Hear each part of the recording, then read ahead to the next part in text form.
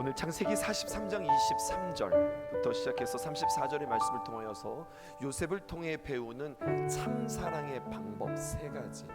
사랑에도요 거짓 사랑이 있고 참사랑이 있어요. 하나님께서 우리에게 말씀해 주시는 참사랑이 무엇인지, 어떻게 우리는 사랑해야 하는지 오늘 말씀을 통해서 배우는 귀한 시간 되었으면 좋겠습니다. 오늘 23절에 이렇게 시작되어집니다. 그가 이르되, 여기서 말하는 그는 누구일까요? 오늘 본문은 요셉의 청지기의 말로 시작되어집니다. 그가 뭐라고 말하는가 다시 한번 볼게요. 너희는 안심하라, 두려워하지 말라. 너희 하나님, 너희 하나님의 아버지의 하나님이 재물을 너희 자루에 넣어 너희에게 주신 것이니라. 너희 돈은 내가 이미 받았느니라 하고 시므온을 그들에게 이끌어내고. 지금 누가 말한다고요? 요셉이 말하는 것이 아니라 요셉의 청지기가 말하는 겁니다. 이렇게 말하는 것은 지금 요셉의 청지기가 스스로 자기가 알아서 말하는 걸까요? 아니면 요셉이 시킨 것을 말하는 걸까요? 요셉이 시킨 것을 그대로 말하는 거죠. 사실은요, 요셉이 시켜서 청지기 자신이 그 자루에 돈 뭉치를 넣어놓고서 말하는데, 뭐라고 말하냐면 자신이 넣어놓고서, 자신이 시켜서 모든 일들을 벌려놓은 뒤에 뭐라고 말하냐면, 하나님, 너희 아버지 하나님이 재물을 자루에 넣었다고 말해라, 이렇게 이야기하는 거죠. 그리고 청지기는 그렇게 이야기합니다. 그런데 청지기의 마음은 어떨까요? 자기가 다 넣고서 이건 하나님이 넣으신 거다 라고 이야기를 하니, 청지기의 마음은 어떤 마음일까를 한번 생각해 보았습니다. 한편 요셉의 청지기의 말을 들은 이 요셉의 형제들은 말이죠, 이 말을 듣고 소스라치게 놀랍니다. 애굽 땅, 이방 땅에 와서 지금 그들이 듣는 소리는 너희 하나님, 여호와 하나님의 그 이름의 소리를 지금 듣게 되는 겁니다. 그것도 이방인의 입을 통하여서, 그것도 한 번이 아니라 두 번씩 듣게 되어지는 거죠. 여호와 하나님, 너희의 아버지의 하나님, 이 소리를 듣게 되어지는 겁니다. 이것을 통하여서요, 요셉은 지금 매우 섬세하게 두 가지 의도로 지금 작업을 하고 있는 겁니다. 제일 먼저는요, 다시 한번 자신과 함께 하신 하나님, 자신을 이제까지 인도하신 하나님, 형통하게 하신 그 하나님에 대해서, 자신과 함께한 그 하나님에 대해서 요셉의 형제들에게 다시 한번 그 하나님을 경험하기를, 자신들의 방법만 살아있었던 그 형제들에게 다시 한번 그들이 눈을 들어 하나님을 볼 수 있기를 그는 지금 일하고 작업하고 있는 겁니다. 문제를 문제로만 대하고 자신들의 고민과 생각으로 풀어내는 것이 아니라 문제가 기회가 되어지기를, 이 문제를 통하여서 하나님을 생각하고 하나님께 나아가는 기회가 되어지기를 지금 요셉은 계획하고 일들을 꾸미고 있는 거예요. 또한 요셉은요, 자기의 정체를 아주 조금씩 내가 누구인지 보여주고 있는 모습이 성경에 기록되어 있어요. 애굽의 청지기를 통하여서 여호와 하나님의 이름을 언급하는 힌트뿐만 아니라, 보세요, 몇 가지 힌트가 있는데요. 이제는 직접 자신이 나와서 29절에 보니까 이렇게 기록되어져 있어요. 이 아이냐, 너희 작은 동생이 이 아이냐. 그가 또 이르되 소자여. 뭐라고 이야기하냐면, 하나님이 내게 은혜를 베푸시기를 원하노라. 요셉의 입을 통하여서도 하나님의 이름을 다시 한번 요셉의 형제들로 하여금 듣게 합니다. 뿐만 아니라 32절에 보니까 그들이 요셉에게 따로 차리고 형제들을 따로 차리고 그들과 함께 먹는 애굽 사람에게서 따로 차리니, 이게 무슨 말이냐면 잔치상을 차리는데요, 우리는 언뜻 생각하시기에 요셉의 형제들과 함께 한 상에 둘러 앉아서 맛있게 귀한 음식을 먹을 거라고 생각했는데 그렇게 하지 않았어요. 겸상은 하지 않고 따로따로 각상을 하는 겁니다. 요셉은 요셉대로 음식을 따로 차리고, 애굽 사람들은 애굽 사람들대로 따로 차리고, 그리고 요셉의 형제들은 요셉을 형제들대로 따로 차리는 거예요. 근데 이유가 있는 거죠. 왜냐? 배려하는 거예요. 애굽 사람은 히브리 사람과 같이 먹으면 이 히브리 사람들이 부정하게 된다. 이방인 사람들과 함께 식사하지 않게 하기 위해서 이것들에, 다시 말하여서 이 히브리인들의 전통과 문화를 그대로 그들에게 보여주는 모습을 보게 되었습니다. 또 33절에 보니까 요셉이요 형제들을 앉힙니다. 앉히는데 어떻게 앉느냐, 그냥 막 앉히는 게 아니라 첫째부터 시작해서 막내에 이르기까지, 자 누구 앉고 그 다음 누굽니다, 누굽니다. 그들이 요셉 앞에 앉는데 그들의 나이에 따라 자신 스스로 앉는 게 아니라 앉혔어요. 요셉이 앉히는 겁니다. 그러니까 그들이 이것들을 바라보면서 어떻게 하는 겁니까? 이상하게 여겼던 거죠. 또 한 가지 23절에 보면은요, 시몬, 갇혔던 시몬을 풀어내는 대목에 있어서도 어떻게 하느냐, 요셉이 명하여서 여봐라 시몬을 풀어내도록 해라, 이렇게 그가 직접 말한 것이 아니라 요셉의 청지기를 통하여서 풀어낸 뒤에 24절에 보니까 형제들이 식사를 대하기 전에 모두 함께 씻게 하고 그리고 함께 한 자리에 앉아서 모두가 다 먹을 수 있도록 그렇게 배려하는 모습을 보게 되어져요. 자, 이제 우리는 생각할 수 있습니다. 요셉은 이 모든 일들을 즉흥적으로 선택하고 행하는 걸까요? 아니요. 오래전부터 준비했던 겁니다. 오래전부터 생각하고 또 생각하고 준비하고 또 준비했어요. 그들을 만나면 무엇이라고 말해야 할지, 어떻게 대해야 할지 생각하고 또 생각하면서 이 일들을 준비하는 겁니다.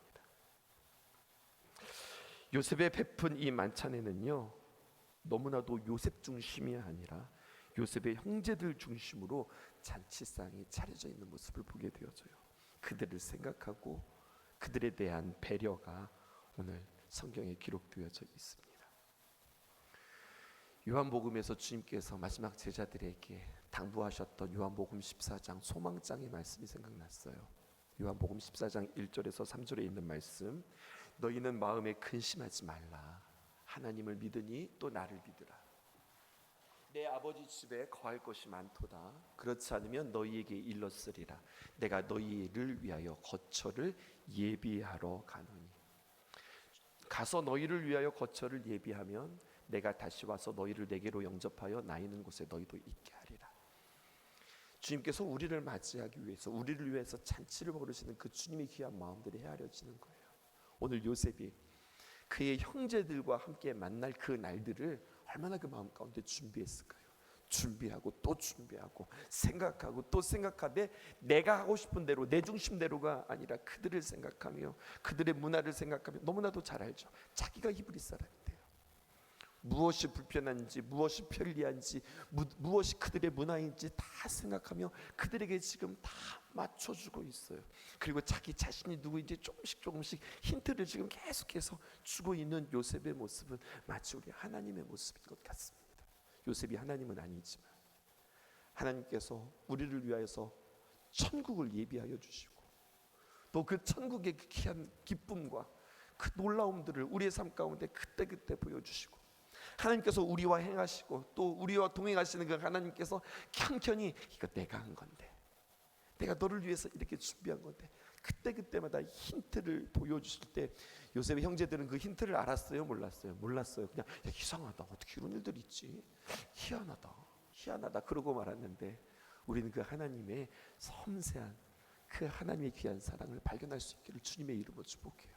첫 번째, 사랑이란 무엇이냐, 이것입니다. 사랑은요, 사랑의 대상에게, 내가 사랑하는 그 대상이 있잖아요. 그 사랑의 대상에 그냥 즉흥적으로 내가 하고 싶은 대로 내 중심적으로 하는 것이 아니라 오래 생각하고 준비하고 내 중심이 아니라 그 중심으로 행하는 것, 이게 사랑이다. 주님께서 우리에게 요셉을 통하여서 가르쳐주고 있어요. 또 우리가 깊이 생각해 보아야 할 것이 있습니다. 23절 보세요. 그가 이르되, 요셉의 청지기가 이야기하는 겁니다. 너희는 안심하라, 두려워하지 말라. 너희 하나님, 너희 아버지의 하나님이 재물을 너희 자루에 넣어 너희에게 주신 것이니라. 누가 한 거라고요? 하나님이 했다고요. 너희 돈은 내가 이미 받았느니라 하고 시므온을 그들에게로 이끌어내고. 여러분, 요셉이 한 거예요? 하나님이 한 거예요? 정확하게 말하면 요셉이 한 거예요? 하나님이 한 거예요? 요셉이 한 거예요. 그런데 요셉은 자기가 해놓고서 누가 했다고 그러는 거예요? 하나님이 했다고 하는 거예요. 그냥 멋있게 말하려고 그러는 걸까요? 이와 비슷한 구절이 한 번 더 등장합니다. 요셉이 드디어 자신의 정체를 요셉의 형제들에게 밝히는 대목인데요. 창세기 45장 4절에서 5절 보세요. 요셉이 형들에게 이르되 내게로 가까이 오소서. 그랬더니 그들이 가까이 갑니다. 이르되 나는 당신의 아우 요셉이니 당신들이 애굽의 판자라. 사실을 이야기하죠. 나는 요셉입니다. 나 당신들이 애굽에 팔지 않았습니까? 그런데 5절 보세요. 그런데 사실은 당신들이 나를 이곳에 팔았다고 해서 근심하지 마소서, 한탄하지 마소서. 하나님이 보내셨나이다. 주어와 수로만 보세요. 하나님이 블라블라 보내셨습니다. 어떻게 보내신 겁니까? 하나님이 생명을 구하시려고 나를 당신들보다 먼저 보내셨나이다. 누가 보냈다는 거예요? 형들이 판 게 아닙니다. 하나님이 보내신 겁니다. 이렇게 이야기하는 거예요. 형제들에 의하여서 자신이 애굽의 노예로 팔리게 되었는데, 형제들의 손에 의하여서 팔린 것은, 요셉은 그것은 하나님의 손에 의하여서 우리 가족을 구원하기 위하여서 그곳에 하나님께서 먼저 보내신 거예요 라고 그는 말하고 있는 거예요. 요셉은 끊임없이 자신에게 일어난 모든 일은 하나님이 하신 것입니다 라고 해석하고 고백하는 모습을 보게 됩니다. 여러분, 여기에서 사랑이 무엇인지 우리는 두 번째 발견하게 되었습니다. 사람은요, 사랑의 방법을 찾아요. 이렇게 사랑할까 저렇게 사랑할까.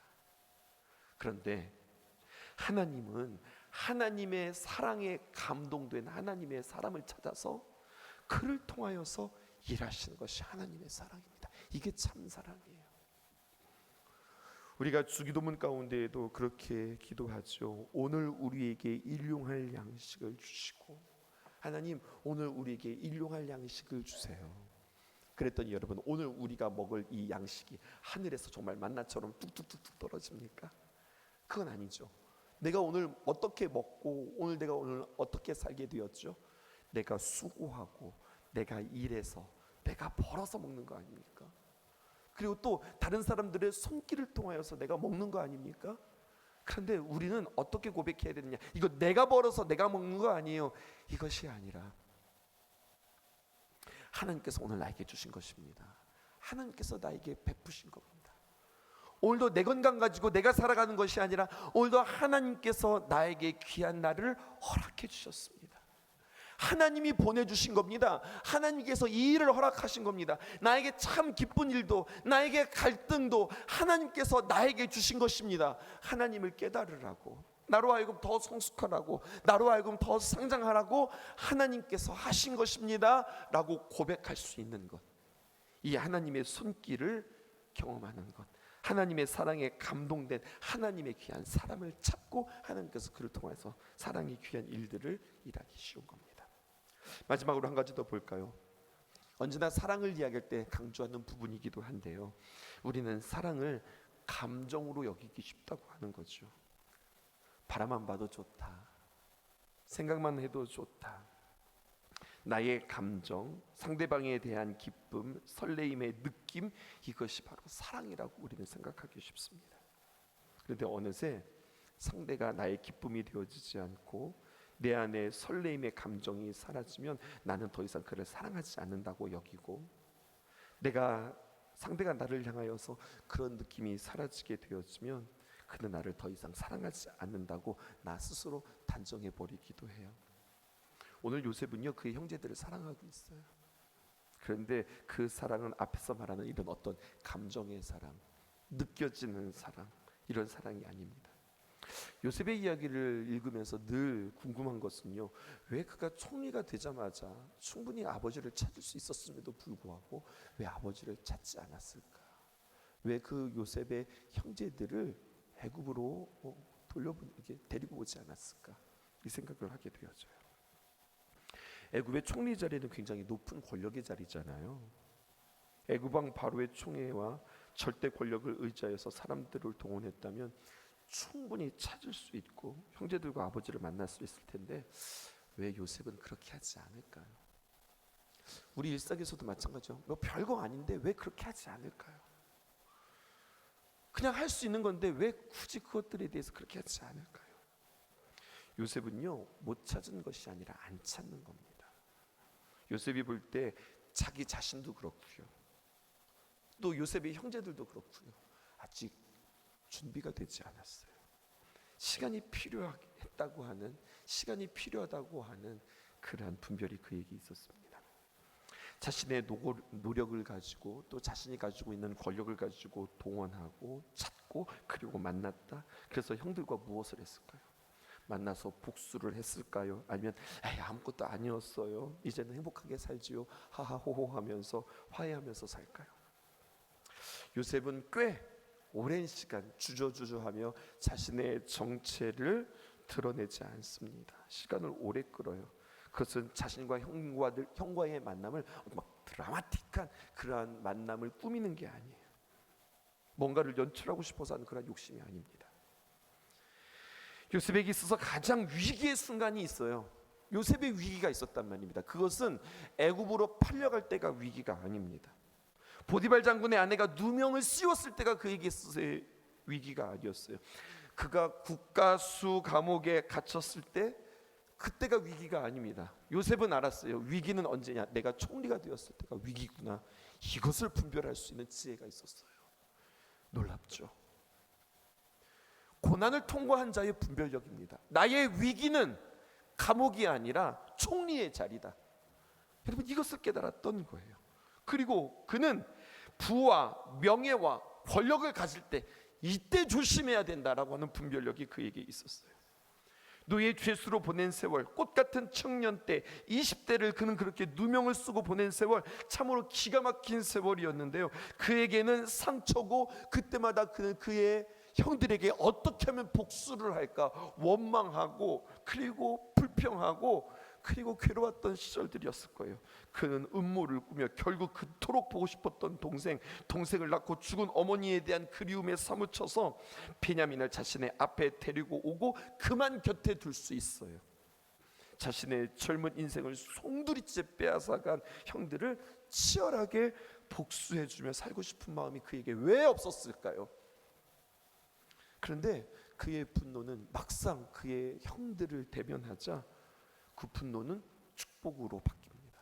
그리고 그 마음은 이제 자기가 각오해서 그런 것이 아니라 준비하고 하나님의 때를 위하여서 기다리고 지금 내가 위험의 때지, 내가 지금 조심해야 되지라고 하는 자신의 마음을 분별할 때에 하나님께서 그의 마음 가운데 부어주시는 마음으로 가득 차는 거예요.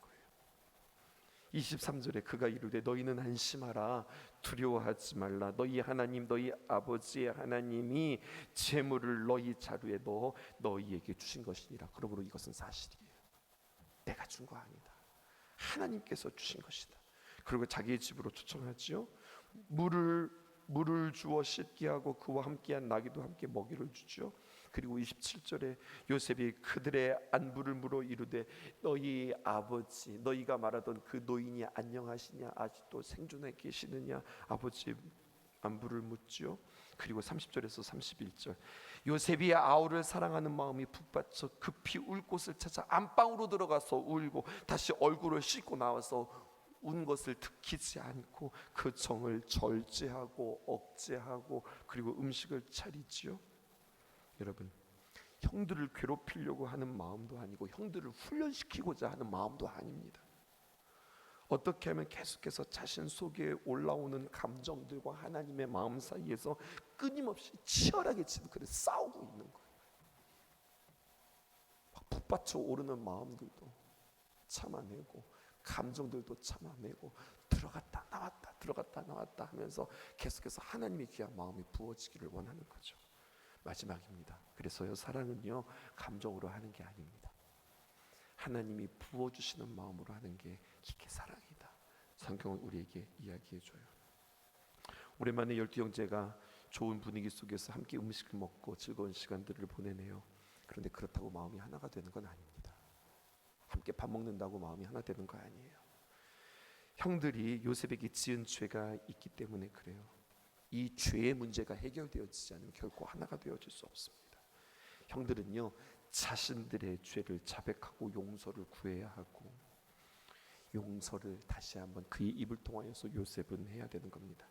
이 상태에서 이것들이 이루어지지 않으니까 요셉은 자신의 정체를 드러낼 수 없는 겁니다. 형들이 받을 충격도 만만한 게 아닌 거예요. 여러분, 요셉이 형들을 용서한다고 그래서 일방적으로 말할 수 있는 것도 아닙니다. 하나님의 타이밍, 하나님의 시간이 필요한 거예요. 그러니까 용서도 내가 용서할게 이래서 되는 것이 아니라 용서도 순서가 있고 용서도 때가 있는 겁니다.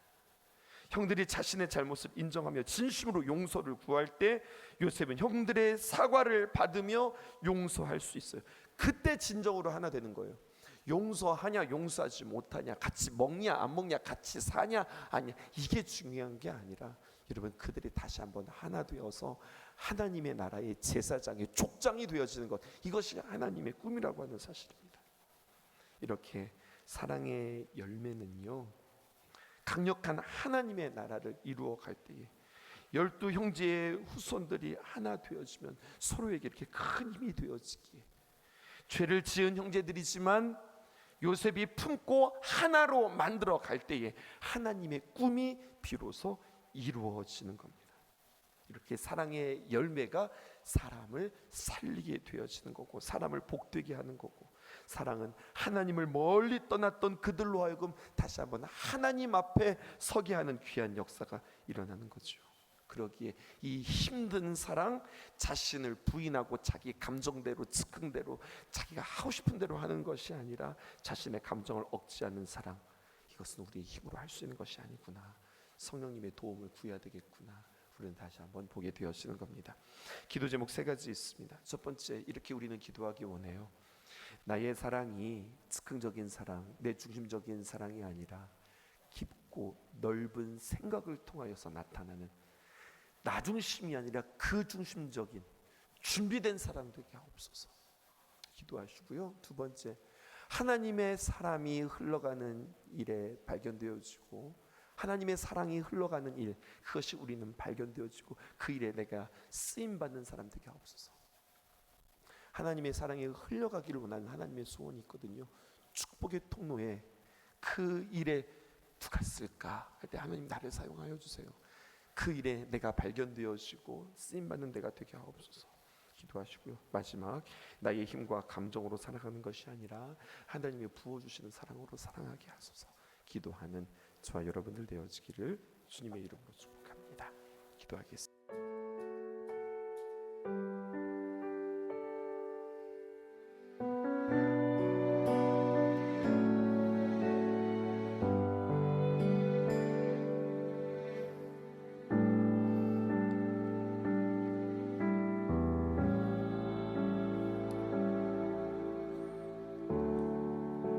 주님 손에 맡겨드리리 나의 삶 주님께.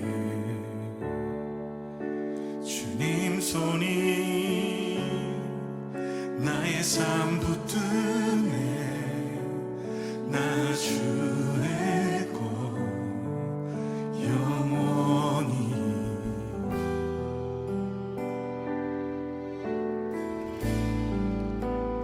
내가 믿는 분 예수, 내가 소원한 분 예수, 삶의 이유 되시네 내 노래 되시네 전심으로.